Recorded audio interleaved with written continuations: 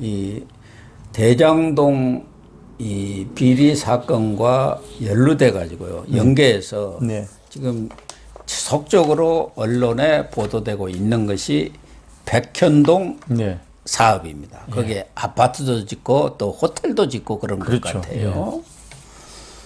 그래서 이러한 부동산 개발 사업을 보면은 과거 LH 사건 때도 그랬습니다만은 이거 완전히 고양이에게 예. 생선가게 맡겨 놓은 것 아니냐. 네. 그런 얘기를 지금 들을 수밖에 없는 거 아니겠습니까? 그렇죠. 뭐 아까도 얘기했지만 경기도 또 성남시에서 여러 가지 부동산 개발 사업들이 이렇게 펼쳐지면서 엄청난 이익을 예. 어떻게 보면 서로 나눠먹는 그런 행태들이 벌어지고 있는 것으로 이렇게 추정이 되는데 지금 현재 이 백현동 사업 관련해서는 현실적으로 지금 드러나고 있지 않습니까? 그렇죠. 백현동에 그거 원래 식품연구원이 있었던 것 같아요. 네네, 예, 저도 왔다 갔다 하면서 본 것 같은데 예. 그 부지를 개발해 가지고 지금 아파트도 짓고 예. 또 일부에서는 그 호텔도 짓는 그런 사업이 지금 추진되고 있는 거 아닙니까? 예. 우선 아파트부터가 여러 가지 특혜 의혹에 휩싸여 있죠. 예, 그렇죠. 이게 이제 해방 이후 지금 현재까지도 대한민국에는 부동산 카르텔이 존재합니다. 네, 부동산 카르텔. 부동산을 팔기 위한 수단으로서가 아니고 살기 위한 수단이 돼야 되는데 팔기 위한 수단으로서 이게 이제 부동산 카르텔만 여기에 조인을 하다가 지금은 전 국민적인 현상이 돼버렸어요. 이거는 망조로 가는 거거든요.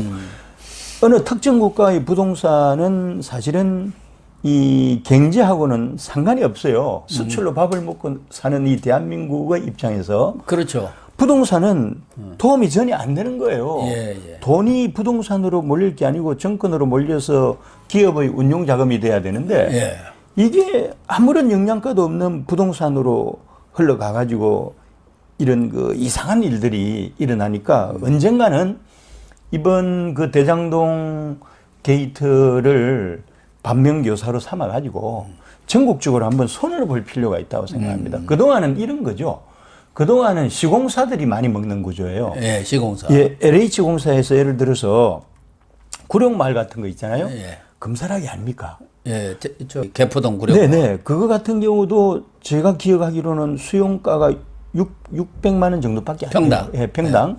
그럼 지금 맞아 엄청나게 그 올라 있는. 그렇죠. 건축비가 평당 500이면 돼요. 예. 그러면은 만일에 시행을 LH가 직접 해버리면은 평당 1,100만 원이고 조금 붙여드려도 1,500이면 되는데 지금 이미 3,000이 넘어가 있고요. 나중에 이제 부동산이 이제 본격적으로 분양이 되고 하면은 5천만 원 금방 넘어가거든요. 금방 넘어가죠. 그냥 10배예요. 예. 그럼 이 과정에서 예를 들어서 이제 LH공사가 수용을 600만 원에 하잖아요. 그러면은 이거를 조금만 남기고 시공사한테 이제 삼성이건 뭐 현대건 이런 데 넘기면 또 이제 그 시공사에서도 먹어요.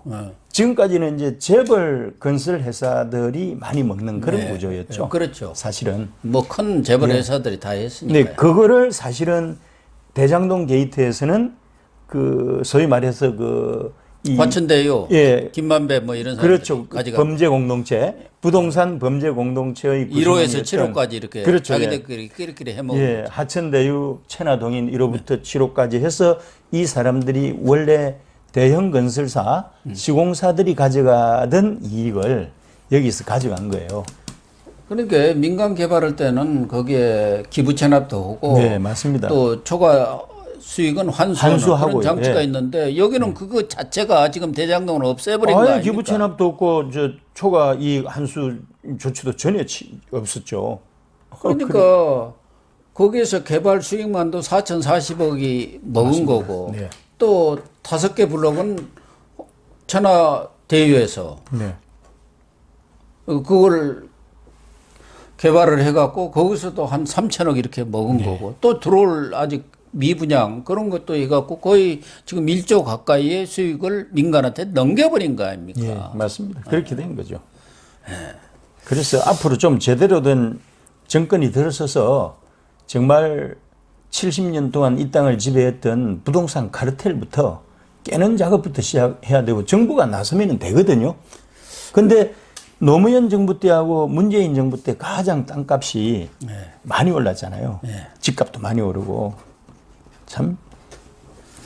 그러니까 이 부동산 카르텔이라는 게 이른바 개발업자, 디벨로퍼라고 하지 않습니까? 그런 것도고 공무원, 특히 이제 시, 군 관계 공무원이라든가 그 산하 그렇죠. 기관, 인허가, 인허가권을 갖고 있는 공무원, 정부, 그리고 지금 같은 경우 도시개발공사라든가, 그렇죠. LH 공사라든가 이렇게 산하 공기관, 공기관, 그리고 거기에 이제 정치꾼, 정치권과 연계된 사람이 들어가서 돈을 또 챙기고, 맞습니다. 그래서 정치 쪽으로 자금이 가는 그렇죠. 이런 카르텔이 지금 형성돼 있는데 백현동에 그 식품연구원 부지 땅도 똑같은 것 같아요. 한 3천억 정도. 그러니까 성남 그랬다고 R&D PFV라는 그 개발업체가 이 식품연구원과 2015년 2월에 수의 계약을 했는데 그때 부지가 11만 2,861제곱미터인데 전체가 2,187억 원에 수의 계약을 했어요. 수의 계약도 그것도 말이 안 되는 소리지만 그것을 자연 녹지에서 준주거지로 풀어주니까 풀어주죠. 땅값만 4,869억이 된 겁니다. 여기서 한 2,700억을 남겨먹은 거 아닙니까? 땅값에서만. 맞습니다. 지금 대장동도 마찬가지 아닙니까? 그렇죠. 거기도 강제 수용하면서 땅값만 해서 뭐 1조 원 가까이 남겨먹었다니까. 여기 그랬죠. 그러니까 거기다가 용적률이 이제 400% 상향이 되고 그게 이제 아파트를 분양하면서 거기서 수익이 또 엄청나게 나는 거 아닙니까? 분양 수익이. 그렇죠. 그게 이제 특정 그룹에게 돌아간다는데 부정의가 있는 거예요. 전 국민들이 나눠 가지는 구조면은 정의로운데 특정 카르텔에게 이 이익이 다 돌아가잖아요. 그러니까 앞으로는 정부가 일반 국민들을 대상으로 해서 뭐 시유지나 뭐 국유지 같은 거를 가지고 개발을 할 때는 어떻게 보면은 저는 개인적으로 그렇게 생각합니다. 싱가포르하고 미국의 믹스형인데요. 싱가포르 같은 데는 토지 소유권을 정부가 가지고 토지 사용료를 최소한으로 받고요. 지상권만 인정을 하거든요. 그럼 예를 들어서 아까 말씀드린 구룡마을이 평당 600에 수용을 했잖아요. 그러면 평당 건축비가 500만 원, 평당 1,100만 원이잖아요. 1,100만. 그럼 25평 국민주택으로 만들면은 뭐 3억 이내에 이제 분양이 가능하거든요. 그러면은 토지 소유권을 가지고 있는 거나 지상권만 가지고 있는 거나 사실은 오너 입장에서는 큰 차이가 없어요. 그렇게 해서 이 3억이면은 이제 싱가포르 모델로 이렇게 토지 소유권과 지상권을 분리하고 미국 모델로 몰기지 론이 있거든요. 그 90%를 몰기지를 받습니다. 그러면 3억 정도 된다고 하면은 2억 7천은 30년 장기저리 융자로 미국 같은 데 다 그렇죠. 그럼 미국하고 싱가포르형을 믹스를 하게 되면은요. 믹스를 하게 되면은 그냥 그 청년들한테 강남에서도 25평 3억짜리 할 수 있습니다. 그 대신 이제 이렇게 되죠. 30년을 못 버티는 사람들 있잖아요. 팔고 싶은 사람은 5년 살다가도 팔아도 돼요. 그 대신 인플레 있죠. 이익이 남는 거, 올라간 거, 아파트 값이 올라가잖아요. 인플레. 그냥 인플레만 적용하는 거예요. 아파트가 상승을 적용하는 게 아니고 인플레만 적용해서 5년 동안 인플레 총합으로 이거를 이제 이득을 챙겨주는 거고요. 여기도 상한선이 있습니다. 25% 이상 못 받게끔. 그렇게 해놔야죠. 얼마나 이게 지금 잘하고 있습니까? 그래서 제 생각에는 싱가포르가 미국 모델을 하게 되면요. 솔직히 시유지나 국유지 가지고 이 청년들 내 집 마련의 꿈을 바로 실현시킬 수 있다니까요. 왜 그걸 정부가 못하느냐고요. 그러니까 말씀하신 대로 이런 부동산 카르텔들이 이거 해먹으려니까 그걸 안 하는 거죠. 안 하는 거죠. 안 하는 거죠. 그러니까 여기 식품연구원의 백현동 부지 거기서도 2015년에 1월 달에 이재명 선대본부장을 했던 이모 씨 아까 뭐 그렇죠. 이인섭이라든가 이인섭입니다. 그 사람이 영입이 되면서 이 사업이 급속도로 진전이 됐다는 거 아닙니까? 성인이 된 거죠. 그래갖고 2월에 수의 계약이 되고 바로 인허가가 나오고. 그렇죠. 거기다가 자연녹지가 준주거지로 되죠. 또 그 용적률도 상향해줘. 거기다가 옹벽이 15m 이상은 안 되는데 50m를 해놨다는 거 아닙니까? 네. 50m. 그래갖고 산림청장도 깜짝 놀랐잖아요. 국가. 아니 어떻게 그 50m 그런 데가 허가가 나느냐. 말도 안 되는 이야기입니다. 그리고 이인섭 씨가 이재명 선대본부장 출신에 거기서 수백억을 좀 받아 챙겼다는 거 아닙니까? 그러면 혼자 다 먹겠습니까? 3천억 순익 중에 얼마나 많이 가져갔겠습니까? 그걸 또 혼자 다 먹을 수는 없잖아요. 그렇죠. 절반은 또 그분한테 그분을 위해서 쓰겠죠. 거기 호텔 사업도 마찬가지예요. 백현동에 호텔 사업. 예. 거기 호텔 연구 용역을 맡긴 업체가 바로 또 개발 사업권을 떼놨더라고요. 똑같은 연구 용역 맡고 개발 사업 따는 거예요. 맞습니다. 거기도 안태준 예. 이라는 그 지금 경기주택도시공사 LH공사라고 하잖아요. 부사장이죠. 부사장이. 예, 부사장이. 근데 원래는 이 이재명 시장 때 2013년에 네. 성남시 산하 성남산업진흥원 이사로서 들어와 있었죠. 이사로. 예, 맞습니다. 그러니까 되게 어디다 하나 꽂아주지 않습니까? 네네. 그러고 이제 쓱 승진해갖고 어디 부사장이라든가 네. 저 유동규처럼 사장 직무대행 시켜갖고 그 사람이 실세로 하도록 그렇죠. 이렇게 예, 만들어주고. 맞습니다. 그래갖고 그것도 또 이 수의 계약을 해가지고 지금 엄청난 이익을 내도록 허가를 지금 다 해줘 본 거예요. 참 그 이재명은 공인으로서 정말 악질적인 이 사람. 안태준 같은 사람이 있고 요 밑에서는 또 백현동 그 아파트에서는 또 이인섭 씨 같은 사람이 있고. 그렇죠. 다 이재명 주변에 있었던 사람들 아닙니까? 전부 다 그렇죠. 유동규도 마찬가지고. 예. 그 부동산 그런 쪽에 또 잘 아는 사람들이 들어가갖고 마구잡이로 밀어붙여가지고 또 뭐 도시개발공사든 여기처럼 경기주택공사 네. GH라고 하지 않습니까? 예. 서울은 SH고, SH고 예. 또 국토부 산하에 있는 것은 LH고 예. 이런 데 들어가고 그 사람들이 다 해먹는 거예요. 짜고. 그러니까 개발업자 이런 그 정치권에 관련된 인사들 그리고 공무원들 예. 이게 부동산 카르텔이 되니까 맞습니다. 아까 말씀하신 대로 이 김 교수님이 얘기한 대로 뭐 싱가포르 모델이든 미국 모델이든 결합해 갖고 오면 얼마든지 싸게 분양할 수 있는데 네, 맞습니다. 그러니까 그걸 안 하는 거 엄청나게 분양가가 높아진 거 아닙니까? 대장동도 땅값 올랐죠. 예. 거기다가 터널 만들면서 거기 오른 것까지 또 분양가에다 다 이 정가를 시켜갖고 하니까 그 카르텔에 금융권도 들어갑니다. 네, 그러겠죠. 네, 우리나라 금융권이 기본적으로 IB가 안 되잖아요. 미국은 투자은행이 세계 금융권을 다 잡고 있잖아요. 예. 그런데 우리나라는 거의 상업은행으로서 수준이 아주 낮은데 그 금융권도 이 카르텔의 중요한 일부예요. 쉽게 돈 버는 구조로 가는 거예요. 그래서 이번에도 하나은행을 비롯해서 또 대장동도 다 들어가 있고 SK증권에서 거기에서 특정 금정 신탁이라고 해줘가지고 이렇게 싹 위장 내지는 캄프라치를 한 거 아닙니까? 그렇게 된 그렇게 거죠. 들어온 거예요. 네.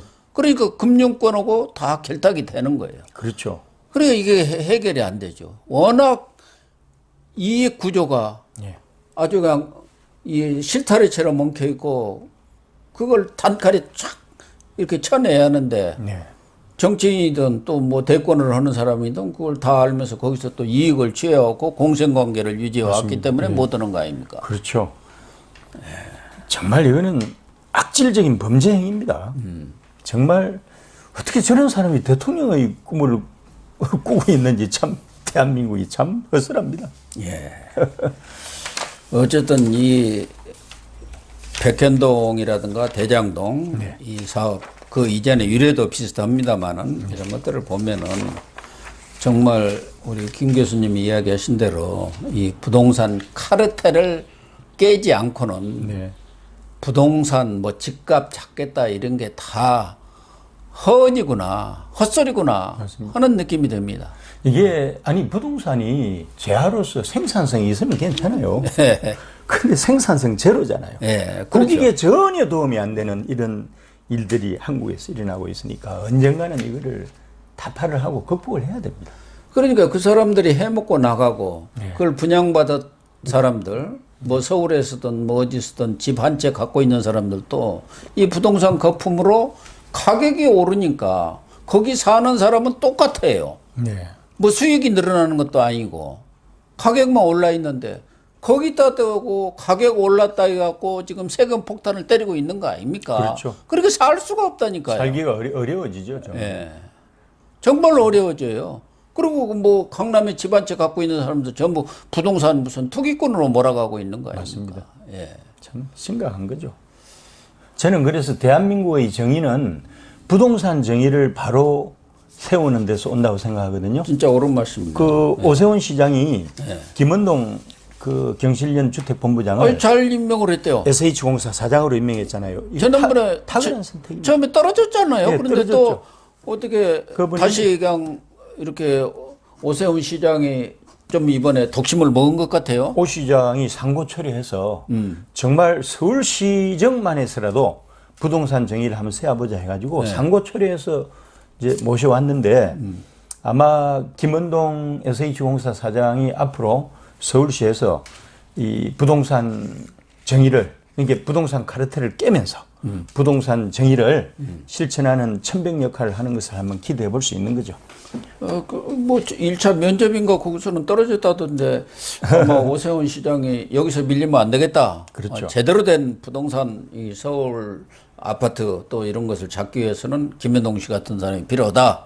이렇게 해서 나름대로 밀어붙인 오 시장도 그런 것 같아요. 부동산 정의에 대한 나름대로 철학이 있었기 때문에 마지막까지 이 불리하지만 밀리지 않고 본인 고집대로 본인이 선택한 대로 그대로- 소신이죠. 예, 소신이잖아요. 우리 뭐 김정기 교수님도 거기 역할을 좀 했다고 오세훈 시장하고는 가깝죠. 예, 그렇죠. 소통을 잘 하는 편입니다. 예, 네. 아주 잘 하셨습니다. 네.